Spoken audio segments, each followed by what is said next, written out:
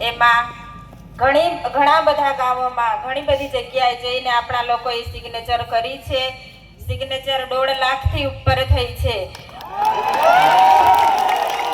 આપણે આજે કલેક્ટર શ્રીને આવેદનપત્ર આપવાનું છે અને આપણે એમની પાસેથી જવાબ પણ લેવાનો છે કે તમે અમને કેટલા દિવસમાં જવાબ આપશો, કે તમે રાજ્યપાલને, રાષ્ટ્રપતિને ક્યારે તમે પહોંચાડો છો અમારું આવેદનપત્ર.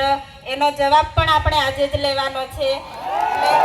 આપણે બધાએ ત્યાં કલેક્ટર ઓફિસે જવાનું છે આવેદનપત્ર આપવા માટે. હવે ખાસ તો હું જ્યારે મારે એકલા હાથે લડવાનું થાય છે ત્યારે તમે બધા તમારું કામ છોડીને હર હંમેશા મારી સાથે આવીને ઊભા રહો છો. એટલે હું તમારો બધાનો સાથ સહકાર ભૂલી નથી જતી. હું યાદ રાખું છું, કેમ કે આગળ પણ આપણે એક પ્રોગ્રામ કર્યો ડેડિયાપાડા. ત્યાં પણ ઘણી મોટી સંખ્યામાં લોકો બધા પધાર્યા હતા. ઘણી દૂરથી લોકો આવ્યા, સમર્થન આપ્યું કે તમે એકલા નથી, અમે બધા તમારી સાથે છો એવું તમે મને કહ્યું. એટલે આજે હું તમારી સામે એકલી નથી, તમે બધા મારી સાથે છો. હવે આપણે જોઈએ છીએ કે ઘરનો મોભ કહેવાય, તેવી જ રીતે આપણા ધારાસભ્ય આપણો એક મોભ છે કે મોભ આજે જેલમાં છે.